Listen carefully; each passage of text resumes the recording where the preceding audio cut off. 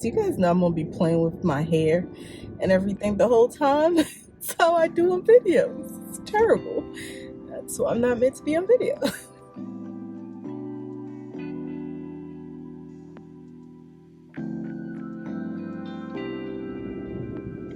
Hey friends, how are you guys? I am finally back with an update. To let you guys know like what has been going on, like where have you been, girl?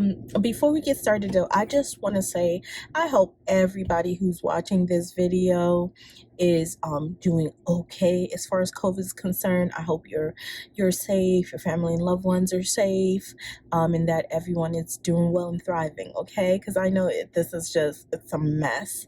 And you know, there are bigger things in the world going on than me and my little old blog and everything like that. But I did want to you know, just I did want to talk to you guys about what was going on with me, but I didn't want to make it bigger than it is given the context of everything that's going on in the world, right? Because I'm laughing to keep from crying, you guys. This is not like a haha, this is funny kind of laugh. But anyway, so it's been a while since I've been posting consistently on the blog and on Instagram, YouTube, you know, social media. And I guess if we were going to boil it down, I was really going through a season that was very hard for me personally. I was dealing with some mental health stuff, some relationship things, health things. Pretty much a whole lot of things collided pretty like all at once in my life, and I didn't know how to deal with it. And honestly, you know, it just pushed blogging to the back burner. The little bit of strength I had at that time, I sort of had to keep myself together for my kids and, you know, to make sure I was there for them. But so I think I was in the middle of working in the living room update.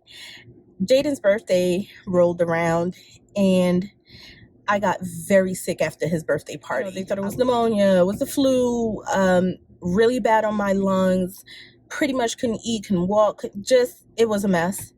I had so many doctor's appointments. My husband was like at home with me for a while.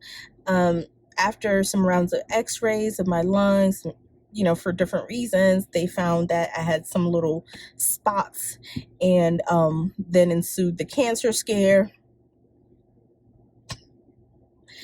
And it was just a mess from there. It was just downhill from there. My depression kicked in like big time. I think some things that were boiling under the surface in my life, you know, personally sort of came to the surface. It was a whole bunch of things colliding all at once, just where I was mentally, the things going on around me that I had no control over, and how I was feeling about myself mentally also now affected my blogging, being online, just working.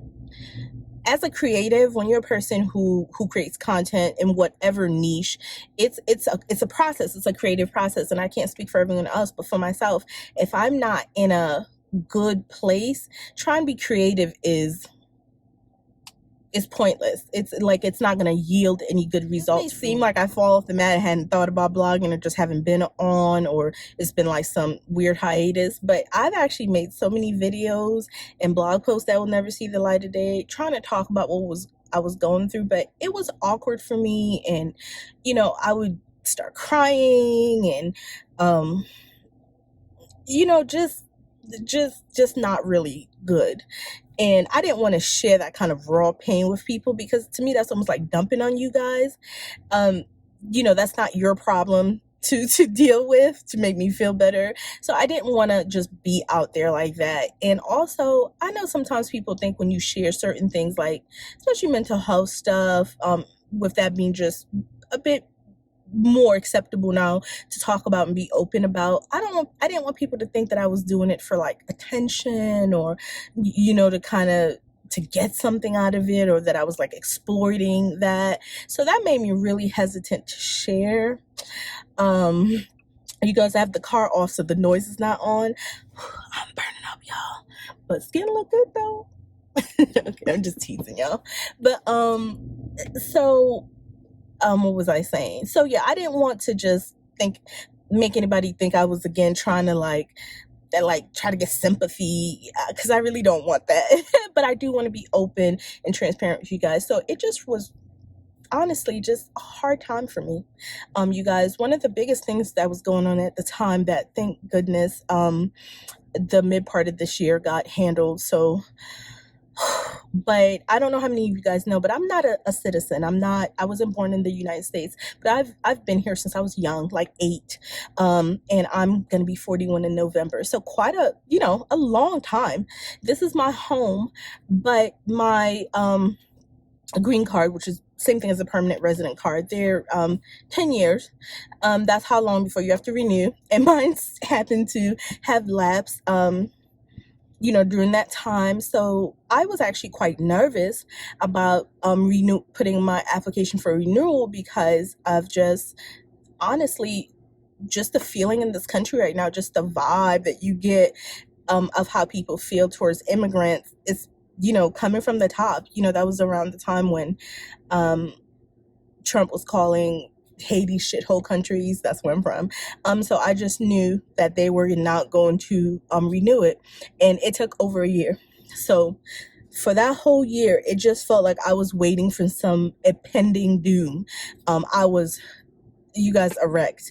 I would check that website every day to see, just to see if they had processed it. I didn't hear anything, and that right there was all I could think about. I could not do anything, you guys. It was, I know it sounds like I'm being dramatic. I promise you I'm not, because if they denied my green card, I'm not legally able to be in this country. So that would mean I would have to leave my family, go to a country where I barely speak the language and have never really lived in any sense where I can remember. I mean, the whole thing was just so scary and nerve-wracking, you guys. And then you add that with just all the other stressors that was already going on that I can't really go into specifically. It was horrible. It was 2019, I thought was going to be the worst year, but then 2020 was like, hold my beer. But honestly, at the time, that was very difficult for me. And then I started working and got out the house. When 2020 started back in January, I was still working, and I just wasn't sure if I was going to get back into blogging. And I actually decided that I would. I decided that I would blog, I would start again blogging just for fun. I wouldn't expect anything out of it. I would still do things to the same level I was doing it, but no expectations. I would try to post once a week. Everything was going to go great. I was going to start with that, the post that I did for Valentine's Day. And then after that, Miss Rona happened. And like I said, me and my family have been quarantining since March. Home at that time, granted, I know it felt like the world was just, going to hell in a handbasket, and it kind of still does. But that time for me and my family was very helpful for us. It really was. Not that everything got fixed or I'm 100% better. I think I'll always deal with the things that I deal with. But getting help and working through those things have made a world of difference. And actually having that time of not commuting, not running kids to school, not doing this and that really gave me some clarity. It gave me time to look back. It gave me time to really think about what I wanted to do. And I do want to blog. I do want to work on this because I think I can. And that's a thing even for me to say out loud is very strange for me, because it's I think I have a very negative inner voice, which is one of the things I'm working on. But there's going to have to be a part 2 to this video, you guys, because I have to tell you about these last 6 months being at home, how eye-opening it was to me in terms of my home, in terms of some of the things I struggled with that I didn't realize were even issues that had caused me to not be consistent on my blog and Instagram, which is somebody who is a hoarder, who loves stuff, who is kind of just not naturally neat and organized. Oh my God, my eyes are open so much you guys, which is why I will do a whole blog post, another video about it. I think with my home decor, I'm going to be going in another direction. I'm in a time now, I need simplicity. I need just calm, just serene, just quiet, and right now I think I want something more. I don't even want to start that using the M word, minimalist. I'm not going to become a minimalist because I think that's like against my very nature, but I do want less. So we'll talk about that, but I hope this video made sense, y'all. Just sharing with you just why I haven't been on. And I'm going to be honest with you guys. Like, I'm better, I feel better. Life is a bit more stable for me, but this is going to be an ongoing journey, and I hope that I won't have to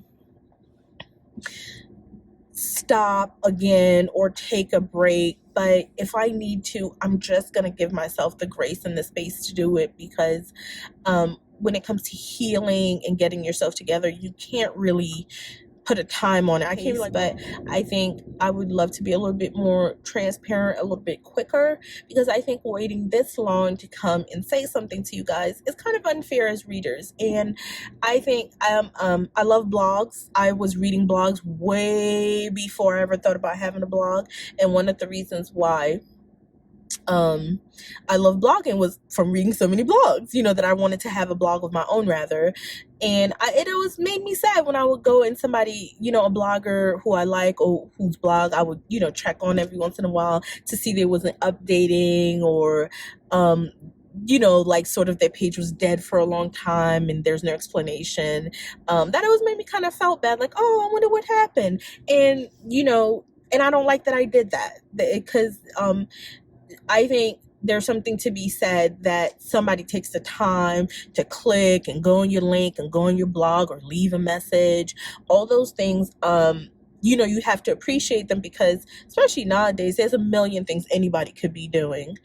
And so I kind of feel bad about that, and I do want to apologize for that. And even if this were to happen again, I don't think I would let it play out the same way. I have a new post coming up tomorrow, y'all, because believe it or not, guess who didn't know Studio McGee did a line with Target back in the spring this year? I had no idea. That's how off the radar of anything to do with home decor, anything like that. So now that they have this new line coming out on Monday or Sunday, whenever it's the 13th, I think September 13th, they have so many cute pieces. I was in the store and I was seeing something. I was like, oh my God, this is so cute. Like, their style is exactly the vibe I'm trying to go with. Like, I love that. You can tell they have some classic elements, because you guys know I like that. Just, slip covers, different things, but kind of modern, very quiet, very tonal, very textural. That is really what I'm going for. So I'm excited for their pieces. So I'm going to put together like a little blog post of some of the favorite ones, and I'll put it out there. And you guys, don't buy everything. We don't need everything, but maybe there's a little pillow, or you were looking for a chair and one catches your eye, and maybe I can help with that, and you'll see it on the blog. So all right, friends, I'm rambling. This light is weird. I'm so sorry, but because this is off the top of my head, I don't want to re-record it because I won't remember exactly what I said. All right. I hope that made sense, friends. Leave questions and comments. I will do my best to answer all of them, and we will go from there. All right, friends. Bye.